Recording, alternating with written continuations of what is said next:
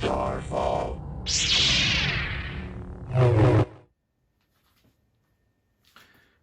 Hey guys, welcome back to Starfall Sabers. My name is Nick, and I am showing off this recently completed commission.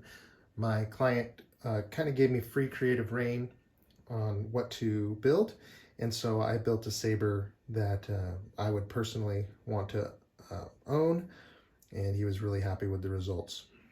And so what I was going for with this is I wanted to do something in the High Republic era. The backstory for this saber, if you're familiar with the book The Light of the Jedi, I believe there is a catastrophe that's introduced in the story called the Great Disaster or the Great Hyperspace Disaster, where the villains in the story find a way to pull ships out of hyperspace, and then it also causes them to like break up. And there was this huge ship that was pulled out of hyperspace, and chunks of it kind of flew all over the galaxy as it broke apart different stages of hyperspace and kind of wreaked havoc on the galaxy. So I just had an idea, like, what if there was a Jedi on that ship that was killed and his lightsaber was flung out to some far outer rim planet and buried in the rubble, and then maybe found like years later. So that's why it kind of has some like polished copper, where the person who found it tried to maybe clean it up, but it still shows signs of damage from crash landing and just signs of use. But I really like the way it turned out, and thankfully so does my client. And we named this saber Maven. So I'll kind of take you through the aesthetics of the saber, and we'll boot it up, and I'll show you the operation of it as well. So you got your blade plug here, and you have your power and auxiliary. This is running the latest version of Proffie. It has smooth swing NeoPixel, and so this is in kind of a modified deep sleep version right now. So to wake it up, you just tap any of these, the auxiliary or power to wake it up. Now it also has in here, we've got a NeoPixel strip that has animations, so you'll see when I turn it on. So it gives it this really cool blinky look here. This is also a crystal chamber saber, so I have this thumb screw with kind of like an amber gem in it, this brass thumb screw, to reveal the back half of the saber. If you want something a little more low profile, I do have I'm going to supply this wrench with a little 1032 set screw if you don't like the bulkiness of it. But my client, it's kind of more of a shelf queen for him. In other words, it's just going to sit on a display shelf. So I wanted to just have easy access to take the back half off to show the crystal.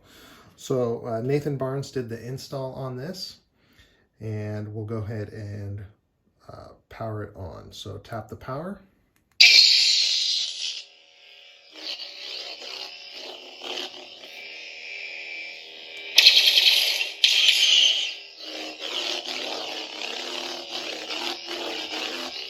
Very responsive.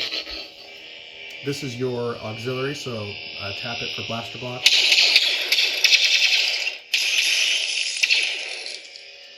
And you can see the animated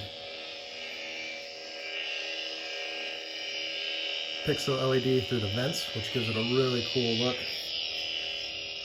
And if you unscrew this, loosen it up, then you can see the crystal chamber that we got here with the crystal sphere.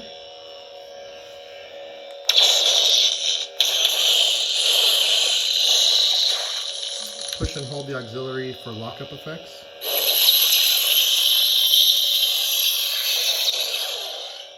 And then push and hold the power to power down.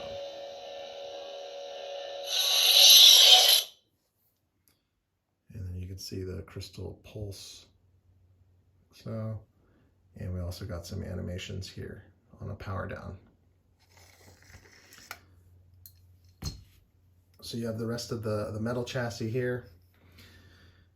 For charging the saber, you just gently pull on the speaker pod, which is attached with magnets here, like so. You get access to the SD card, and then I have an adapter for the charger that'll supply. That goes right there, this micro adapter, to charge up the saber. You want to use the saber and to run the battery all the way down before you charge the saber. So it's better to do that instead of using the saber for a little bit, then putting it on the charger. So you just want to run it all the way down and then put it on the charger for 4 hours or so to charge it all the way back up. Now, if you notice, after about 30 seconds or so, it'll go into a deep sleep type mode. And then to wake it up, you can tap auxiliary if you want. Now, if you tap auxiliary, it's going to go into the next sound font. So we have Corn Horn. We have the High Republic.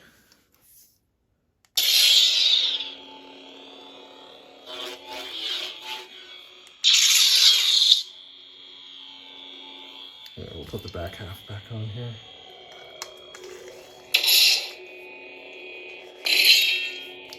Just make sure that's seated in there.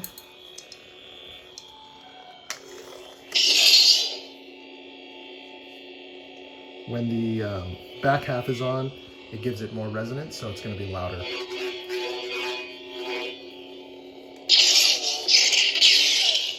And let's go ahead and get a blade in. So we'll power it down.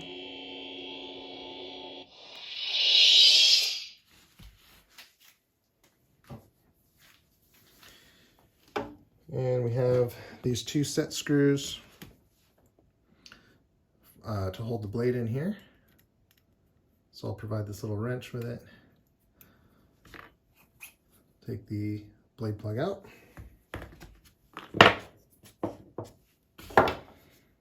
And then it's a nice snug fit. So I won't tighten it down for now, but if you're gonna be swinging it around, then you'll tighten those 2 down.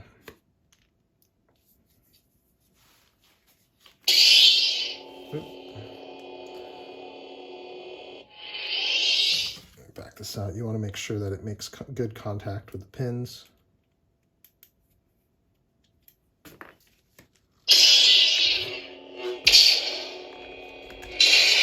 There we go. I'll go ahead and tighten it down here.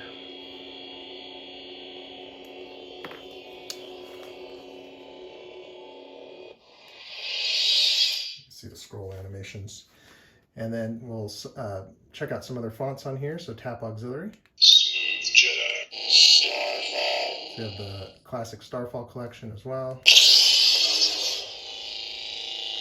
I don't have a lot of room to swing it around here.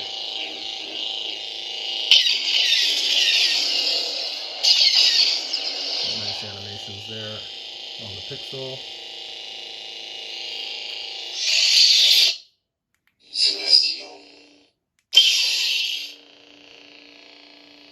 Now, the saber can change colors in real time. So you hold auxiliary and tap power, and you'll hear like a little chime. Nope, it was the first way. And you can just rotate the saber to whatever color you want.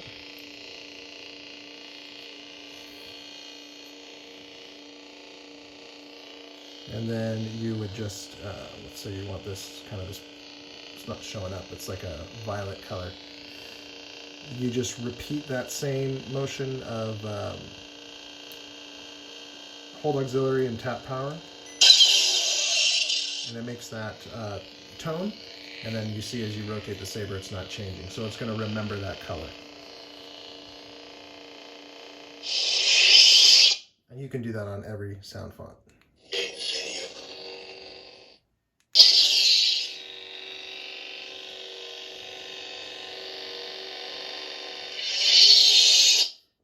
Hero's Journey.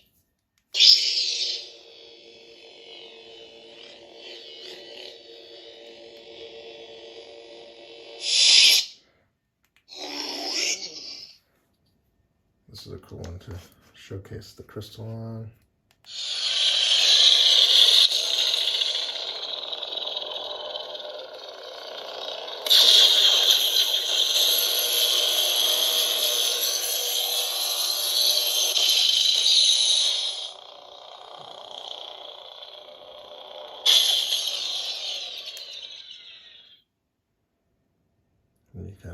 pulsing effect when it's in standby mode. Reconcile.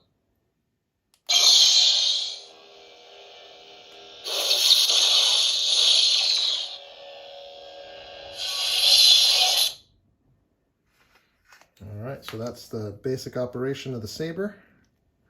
Again, I'm going to include the other wrench here if you want to back this all the way out and replace it with a 1032 set screw for lower profile.